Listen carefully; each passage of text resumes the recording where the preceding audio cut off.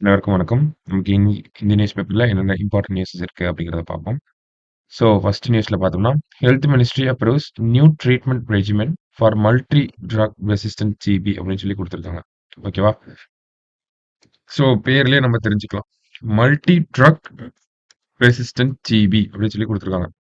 ஓகேவா? அதுக்காக ஒரு புது ட்ரீட்மெண்ட் மெத்தடாலஜிய கவர்ன்மெண்ட் ஓகே பண்ணியிருக்காங்க. அப்ப டியூபர்குலோசிஸ் நமக்கு தெரியும். ஒரு சில டைப் ஆஃப் டியூபர்குலோசிஸ் என்ன இருக்கு அப்படின்னு பார்த்தோம்னா, மல்டி ட்ரக் ரெசிஸ்டன்ட்டா இருக்கு. என்ன ட்ரக் போட்டாலும் சரியாக மாட்டேங்குது அப்படிங்கிறது தான் அதோட மீனிங். சரிங்களா? So multi drug resistant TB அப்படிங்கிறத ட்ரீட் பண்றதுக்காக ஒரு ட்ரீட்மெண்ட் மெத்தடாலஜி அப்படிங்கிறத உருவாக்கியிருக்காங்க. சரியா? ஸோ அந்த மெத்தடாலஜி பேர் என்னன்னா பிபிஏஎல்எம் அப்படின்னு சொல்றாங்க. பிபிஏஎல்எம் ரெஜிமென். அதாவது பெடாக்விலின், ப்ரீச்சோமேனிட், லென்சோலிட், அடுத்து மோக்சிஃபெலாக்சின் அப்படிங்கிற இந்த மாதிரியான மருந்துகள யூஸ் பண்ணி, அந்த மல்டி ட்ரக் ரெசிஸ்டன்ட் டிபி அப்படிங்கிறத வந்து ட்ரீட் பண்ண போறாங்க. ஓகேவா? ஸோ அதுதான் இந்த ஒரு செய்தியில பார்க்குறோம். இதோட அட்வான்டேஜஸ் என்ன அப்படின்னு பார்த்தோம்னா, ரொம்ப எஃபெக்டிவான ஒரு ட்ரீட்மெண்ட். ரொம்ப குயிக்கரான ஒரு ட்ரீட்மெண்ட். சரிங்களா? எஃபெக்டிவாவும், குயிக்காவும் இருக்கும்.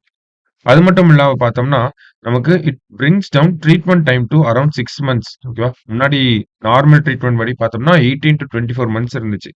ஆ இந்த டிபி ட்ரீட்மெண்ட். இப்போ அது வந்து 6 மந்த்ஸா கம்மியாகுது அப்படின்னு சொல்றாங்க. சீப்பாவும் இருக்கும் அப்படின்னு சொல்லியிருக்காங்க. ஓகேங்களா? ஸோ இது 3ம் நமக்கு அட்வான்டேஜஸா பார்ப்போம். இந்தியாவ பொறுத்தவரைக்கும் டிபி எலிமினேஷன் டார்கெட் அப்படிங்கிறத பார்த்தோம்னா, நமக்கு 2025ல டிபி எலிமினேட் பண்ணணும் அப்படிங்கிறது. குளோபல் டார்கெட் என்ன அப்படின்னு பார்த்தோம்னா 2030. சரிங்களா? ஸோ இதெல்லாம் எலிமினேஷன் டார்கெட்ஸா நம்ம வச்சிருக்கோம். சரிங்களா? ஸோ ஃபர்ஸ்ட் நியூஸ்ல இத நம்ம பார்க்குறோம். அடுத்ததா பார்த்தோம்னா, ஆ நமக்கு நெக்ஸ்ட் பார்த்தோம்னா, நமக்கு தமிழ்நாடு பேஜ்ல ஒரு நியூஸ் இருந்துச்சு. ஓகேங்களா? ஸோ ஒரு பாலிசி பத்தி சொல்லியிருந்தாங்க. Tamil Nadu cyber security policy 2.0. ஏன் 2.0ன்னு சொல்றாங்கன்னா, நமக்கு தமிழ்நாடு சைபர் செக்யூரிட்டி பாலிசி சிஎஸ்பின்னு சொல்லுவாங்க. ஃபர்ஸ்ட் 2020ல வந்திருக்கும். அடுத்தது சிஎஸ்பி 2.0 அதோட அப்டேட்டட் வெர்ஷன் 2023 ஆகஸ்ட்ல வந்திருக்கும். ஓகேங்களா? ஸோ அத ஓகே பண்ணியிருக்காங்க. அன்வெயில் பண்ணியிருக்காங்க. ரிலீஸ் பண்ணியிருக்காங்க. ஓகேங்களா? ஸோ இந்த பாலிசி என்ன எய்ம் பண்ணுது அப்படிங்கிறத மட்டும் தெரிஞ்சுக்கிட்டா போதும். The policy aims to protect information assets of government, maximize their availability to government and citizens, and create an institutional mechanism to monitor established infrastructure.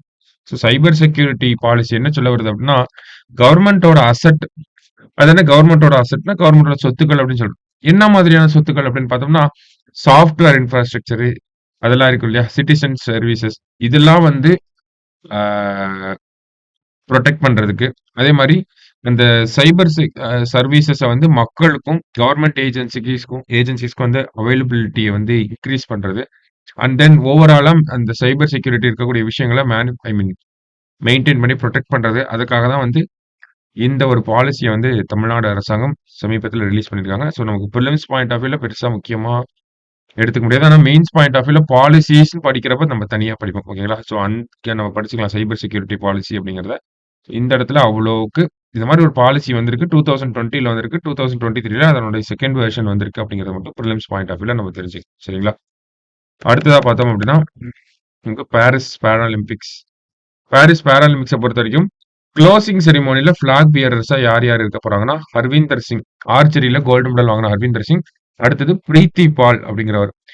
அப்படிங்கிறவங்க பார்த்தோம்னா, ஒரே பாராலிம்பிக்ல 2 மெடல் வாங்குன சிறப்பு வந்து அவங்களுக்கு இருக்கு. பிரான்ஸ் மெடல் வந்து அத்லெட்டிக்ஸ்ல வந்து வின் பண்ணியிருக்காங்க. ஒரே பாராலிம்பிக்ஸ்ல 2 மெடலு 2மே பிரான்ஸ் மெடலா வின் பண்ணியிருக்காங்க. சரிங்களா? அரவிந்தர் பொறுத்தவரைக்கும் பார்த்தோம்னா, அவரு ஆர்ச்சரில கோல்டு மெடல் வாங்கியிருப்பாரு.